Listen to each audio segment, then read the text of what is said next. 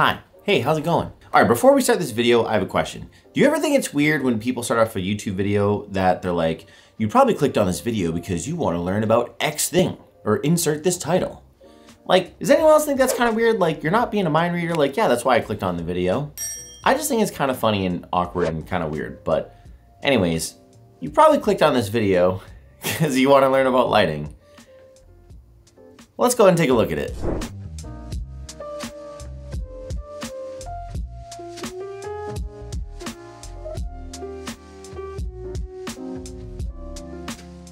What's going on, everyone? My name is IamBPala or Brandon, and I wanted to share a video with you about my experience with lighting and my knowledge around it to try and help you light your videos better. First thing I want to do is there's some common terms that I want to talk to you about first before we dive into the video so that way you understand what I'm talking about. If you've already learned about lighting and stuff like that and you just want to see my techniques, then there's going to be a spot to basically skip the boring stuff is what we'll call it. So go ahead and skip the boring stuff, but if you are new, I highly recommend you watch this part so that way you can understand what I'm talking about and what these lights are that we're using. Now, first and foremost, I'm gonna go ahead and show you how to light up a video like this, and then I'm gonna go ahead and show you how I light up my stream video as well, so that way you can kind of see the different techniques I use whenever I'm shooting either a head-on talking video like this, or when I'm at my stream desk personally, and then that way you can kind of figure out which works best for you. All right, so let's dive into the boring stuff. I'm sorry in advance, by the way. So the most common type of lighting is gonna be a 3-point lighting system. That's gonna consist of what's called a key light. No, I'm not talking about the Elgato key light, although you could technically use that as a key light, but that's not what I'm talking about today. A key light, a fill light, and then also either a hair or backlight or what's something called a rim light.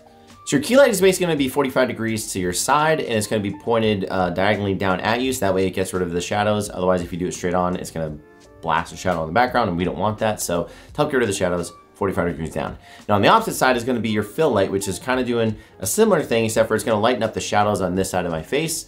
And then it's also kind of at the similar height where it's probably just like right above, like, you know, head height-ish kind of thing and coming down at me, so it's not spilling out into the back of the actual image. The last lights are actually gonna be your backlight, rim light, and or hair light. You don't have to use all three, but one of them will help basically separate you from your background to make it seem like you actually have some depth between you and your background. Then lastly is gonna be basically practical lighting, which are the RGB lights or just lights in your room that are just already there that you use for practical everyday use. Those could be basically your nano lights, it could be Elgato strip lights, things of that nature, but other RGB lights or even just regular lightings, tungsten lighting, something to give it like moody and stuff like that, but it's other lighting that's in your area already. Now keep in mind, you don't need all of this lighting to make a beautiful lighting setup. I personally usually use just one light, which is my key light, and then sometimes I'll use like a window light for the fill light or even just something to bounce it off.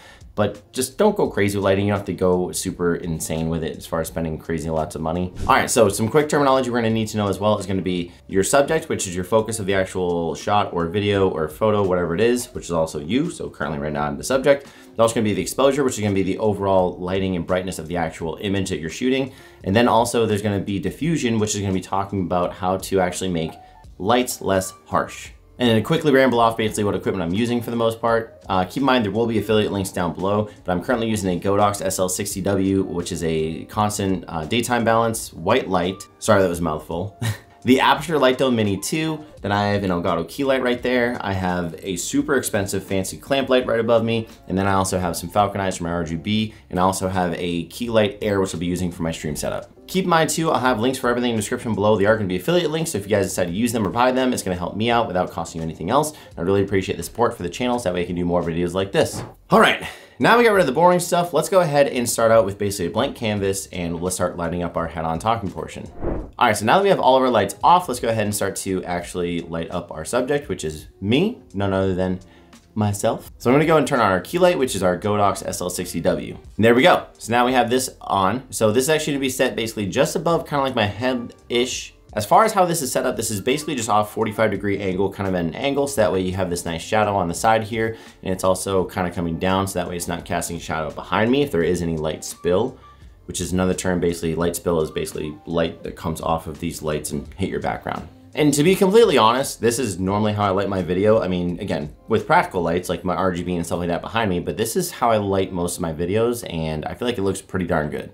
You might also want this in case you want to make like a moody video or something more serious, but let's go and start adding some more lights into this. So next we have our fill light, which I'm actually using my key light. So let's go ahead and turn that on and see what that does for the shadows on the side of my face.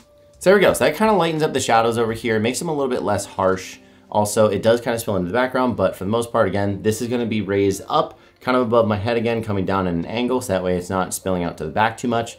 But this is what that fill light does. Now let's go ahead and get some separation between me and the background. So let's go ahead and add in a backlight. So with the backlight, you kind of want it behind you and pointed at you. This is just a tube light that I'm using, but technically it does add kind of like that purple outline to the side of me, so that way it does separate me from behind. Again, it doesn't have to be an RGB one, it could just be a regular colored one if you want to, but essentially what this is used for is to give you separation from your background. Now let's go ahead and add in a hair light, which I'll be honest, I never use a hair light, but let's add it in and see what it does. All right, so now you can start to see detail in my hair, and it also, again, just adds that separation from the background, so that way it doesn't look like I'm just like one kind of thing, because you don't want your image to look flat, and this is what it helps make your image look like. It's more depth of field, and it's not just a flat image. Now this is essentially a 3-point or even I guess a 4-point lighting setup. You can even turn this off. And again, you still have separation between myself and the background. So now let's go ahead and just recreate what I had before, where I'm gonna go ahead and throw all the RGB on as well as that backlight.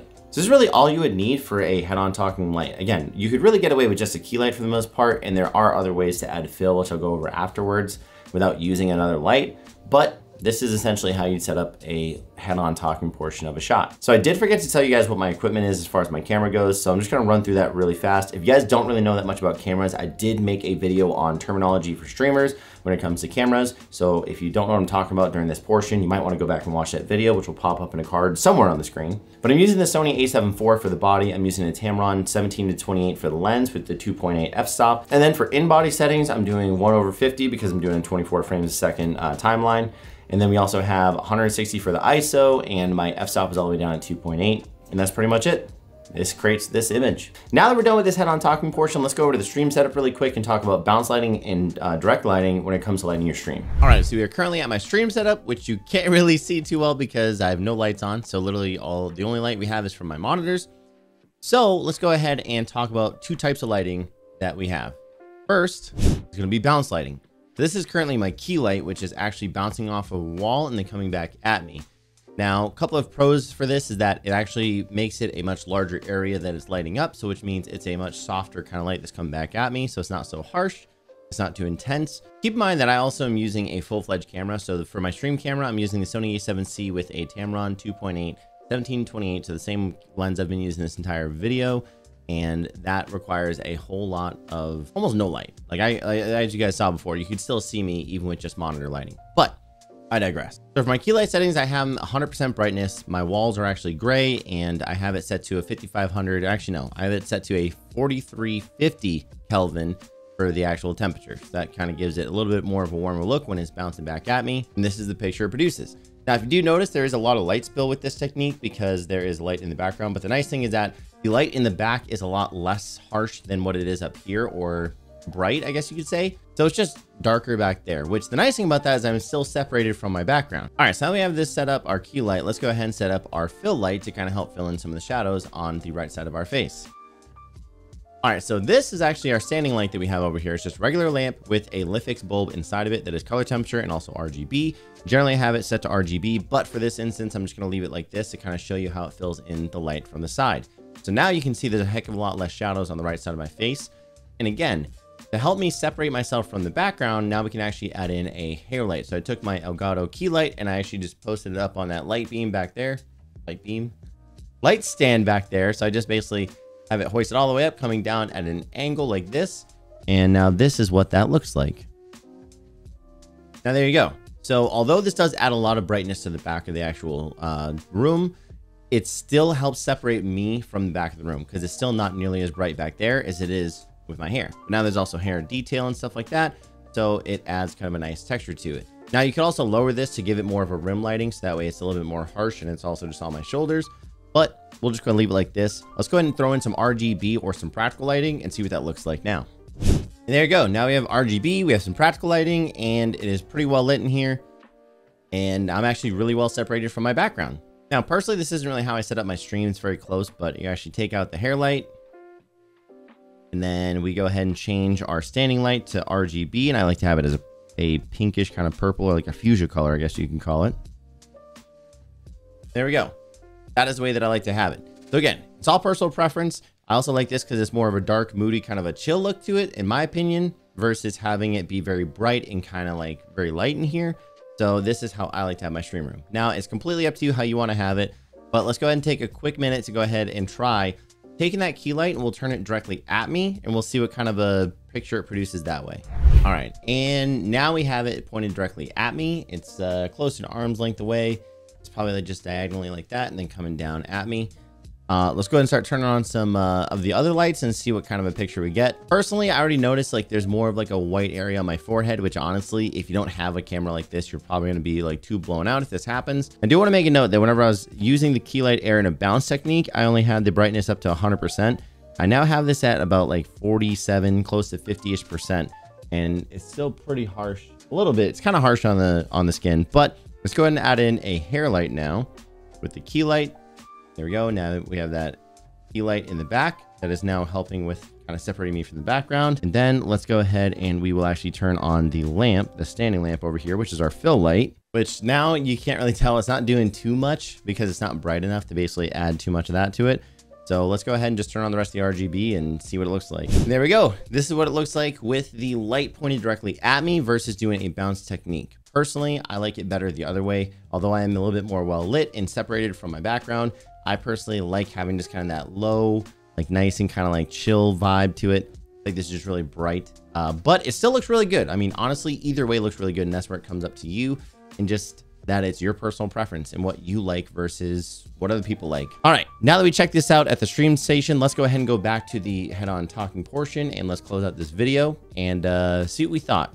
Welcome back from spending time with that handsome devil at the stream setup. And one last thing I do want to talk about is actually that lighting doesn't have to be crazy expensive. You can do lighting on a pretty inexpensive budget. If you guys want, I can do a better video on that. But just to give you an idea, I use this clamp light as my main light for a very, very long time. And a clamp light costs you probably like 10, 15 bucks for this actual piece right here. Then you get any old light bulb or even like a color changing light bulb for like 20 or 30 bucks.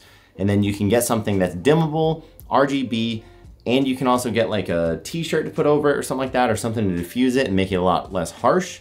So just keep that in mind, that you don't have to go crazy when you're spending money on lighting, that you can get away with some decent lighting and it's gonna be something that you already have or something pretty inexpensive. So hopefully after watching this video, you now understand a little bit more about lighting techniques and lighting terms and how to properly light yourself when you're doing a head-on talking video like this, and also how to basically light up your stream the way that you want to. Now keep in mind too, with lighting, it can just be set up the way that you want to. I mean, yes, there are some certain rules that you want to follow and stuff like that to give you a good clean image, but a lot of people have different lighting, different color, different shadows and stuff like that, depending on what they're shooting. So feel free to play around with the lighting setups and figure out what works best for you and what image you're looking for out of your video quality. So that's pretty much it. Thank you guys so much for watching the video. I hope this really helped you out. It was a lot for me to make, so please give me a thumbs up if you guys like this video. If you want to subscribe to see more content like this, more vlogs, then hit that subscribe button. I'd appreciate it. And also let me know in the comment section down below, what was the coolest tip that I taught you in this video? What was something you wish you'd want to know more about? Is there a certain light that you want me to do a review on? Please let me know in the comment section down below. I would love to hear your thoughts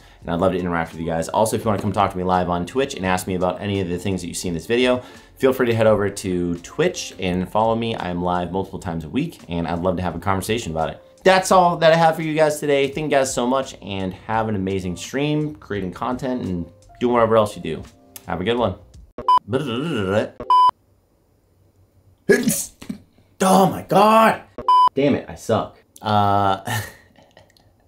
Here we are back in another video, dude.